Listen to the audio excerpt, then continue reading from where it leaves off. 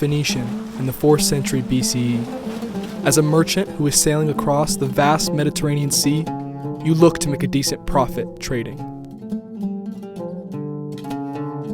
Some of the goods that you have brought on board include metal, ivory, and coin. The Phoenician Empire was a powerful maritime civilization. These rulers of the sea managed to piece together a loose coalition.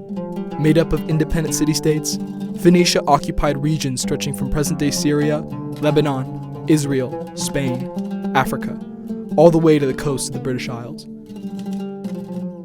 The crew is headed in the direction of Carthage. We are unloading and selling our cargo before continuing on further west. This is Carthage, one of the great powerhouses in the Mediterranean. Historians believe immigrants from the city-state of Tyre migrated here to the Tunisian coast around the 9th century BCE. The first settlers could not have known that Carthage would become one of the wealthiest trading centers in the world. Inside Carthage's ports, sailors built and harbored one of their lasting technological feats, Phoenician ships. Shipwrights crafted two kinds, one for trade and the other for battle. Warships were different. Longer and narrower than cargo ships, the design increased capacity for soldiers.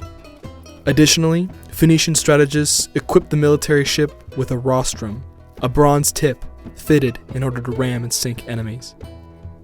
The Phoenicians' innovative maritime technology lasted long after their demise. Three main social classes existed in Phoenicia. At the top were kings, priests, government officials, and landowners. The middle class consisted of farmers, merchants, and fishermen. The lowest rung were slaves and servants, having few rights and the least amount of privileges in Phoenician society. The Phoenician economy ran on trading abilities. Items such as textiles, wood, glass, metals, incense, and carved ivory were frequently distributed across the ancient Mediterranean world. Their most notable commodity was Tyrian purple dye. Collecting and grinding the murex shellfish, Phoenicians exported this dye to foreigners. The color soon became a symbol of status for the wealthy and powerful, even adopted by senators in the Roman courts. Here, in Biblios, one of the prominent Phoenician cities, archaeologists have discovered the Ahiram epitaph, a tablet that revealed clues to Phoenicians' brilliance. Linguists believe Phoenician inscriptions became the basis for our modern alphabet, creating foundations for many Western languages we speak today. Their alphabet consisted of 22 letters and used symbols to represent sounds. This made literacy a whole lot easier and writing much more efficient. Spreading this system across the ancient world, the Phoenicians pioneered language and writing. In many cases, Phoenicians wrote about their gods. The Phoenicians were primarily polytheistic, a style of religion worshipping multiple gods. They praised Melkart, the god of the sun, Baal, ruler of the universe, and Eshmun, the god of healing. Cities paid respect to the gods and goddesses, building elaborate temples. These were sacred places where worship and sacrifice helped to establish connections to the other world. Here, in the capital city of Tyre, was another marvel in the Phoenician world.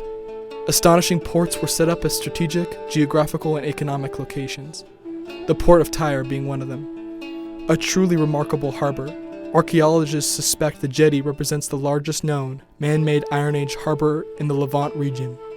Tyre, with its advanced ports, was a secure Mediterranean stronghold for Phoenicia.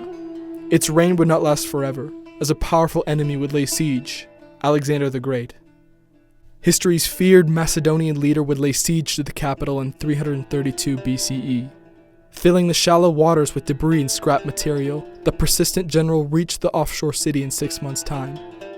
Alexander's army would move on from defeated Tyre, heading south into Egypt. Phoenicia's might grew to impressive heights in the late Iron Age. They were the envy of many countries including the Assyrians, Macedonians, and Romans. All three eventually waged brutal wars against them. Crippled from Alexander's siege in Tyre and the costly Punic Wars against Rome in the 3rd century, Carthage, the once glorious city, would be burned to the ground by the Roman Empire's forces. Phoenicia would never recover, slowly falling apart into obscurity in the 1st century BCE. Defeated, but not forgotten, Phoenicia left behind legacies that would shape the world as we see it today. The art of navigation and shipmaking, the creation of our alphabet. These brave explorers had profound influence in transforming ancient and modern cultures. They were quite possibly the greatest seafarers in recorded human history.